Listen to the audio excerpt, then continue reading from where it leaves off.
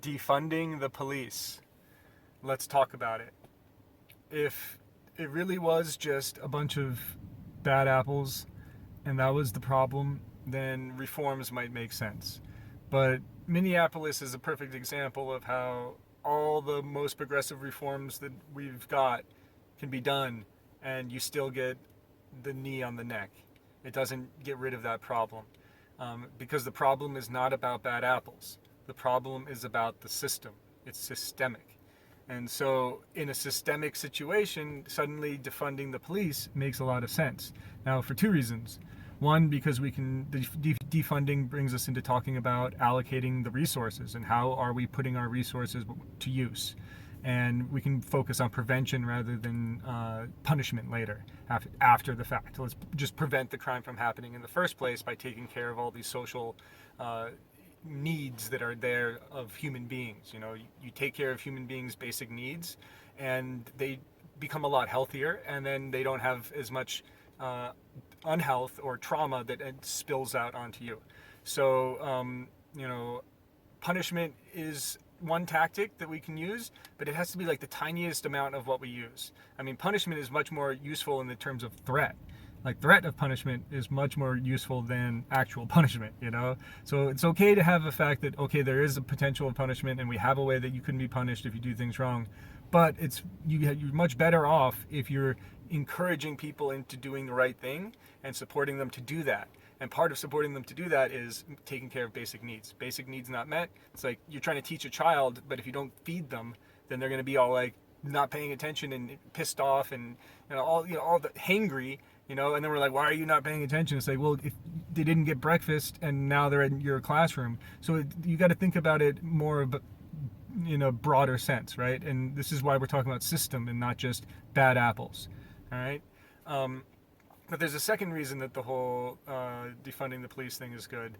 And I think it's the deeper reason. There's like a psychological, soul level reason that needs to happen. Because the system is wrong and there's good people who are police officers in that system. And they have to recognize the ways that system has been causing them to behave as bad people at times. Someone that they don't want to be like, right? And that, as much as they might love being a police officer and the good parts of it, they have to recognize that they are perpetuating and part of a system that is not only damaging society, but it's damaging themselves. And then they can do like a funeral. We need to do like a funeral. We need to do an actual like ceremony where they can grieve about losing the police, because we don't need the police in the sense that we don't need the ancestry of the slave patrols and that energy of just defending the wealthy people and beating up the poor people type of stuff as the lineage anymore. Let's end that lineage. Let's have a death of that. Have a funeral for them to grieve, for us to celebrate the people who are happy to be freed of the oppression, but for the people who were involved and had good parts of it, they get to grieve. We have to honor that. And then we rebirth. And we're not saying get rid of peacekeepers. Like we still have peacekeepers, and all these police officers can reapply to become part of these peacekeepers.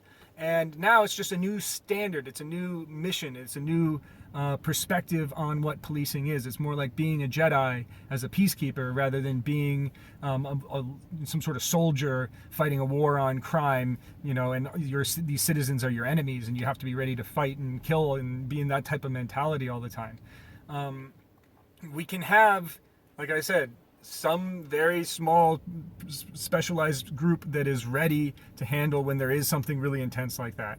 And that can be the more warrior Jedi. Like I'm using the Jedi example because within the Jedi thing, there's like different types. There's like, you go to study at the Jedi temple, some of them just become dispatchers, some of them become like archive people, some of them become like researchers, some of them there's a whole range of things and then there's some Jedi who go around actively with the lightsaber and like see, okay, this is a really dangerous person and I need to like just deal with this situation. It's not a talking situation. Like, I get it, that happens, but it's not as common as we make it out to be, and it is also something that we can make much, much more rare if we take resources that we're spending now on punishing people and put it towards addressing basic needs, right? So we're reimagining what the police, is by ending this idea of police and restarting with a new idea of peacekeepers. That's how I would approach it.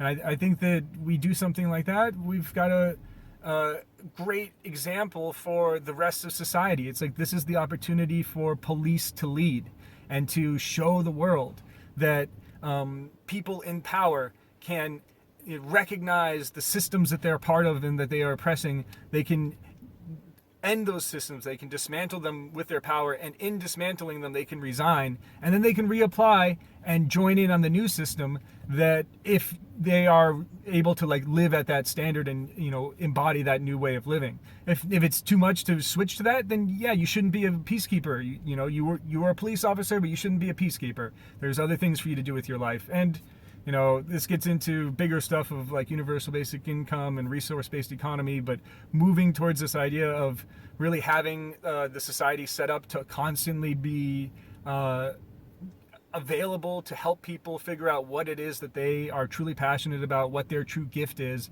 and how to share it with the world. It's about cultivating that. Like, if we look at all the humans as like, just these beautiful flowers that are blooming with all these amazing gifts, and all we need to do as a society is just to ensure that all these flowers bloom and that the beauty of their bloom is shared as easily and readily as possible for as many people as possible, so we can all enjoy the beauty that humanity is blooming all the time. So yeah, that's my little rant on defunding the police.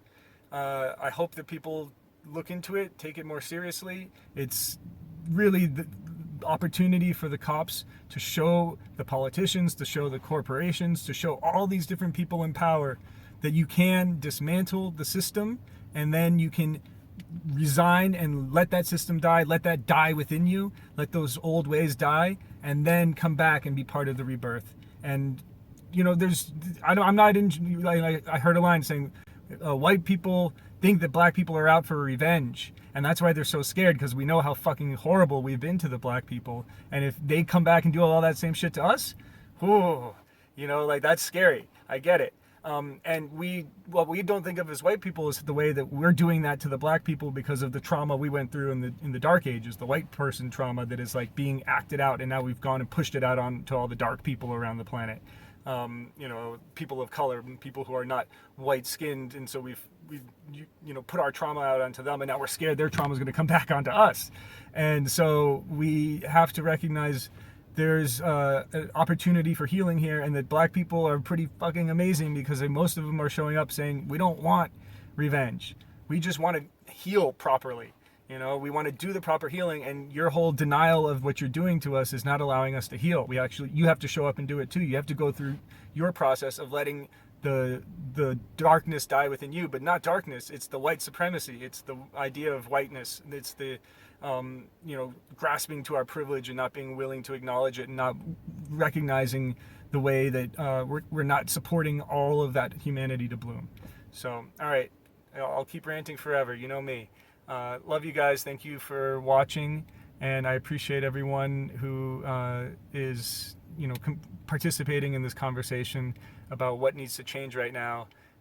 This is the time for change, and I see a lot of hope.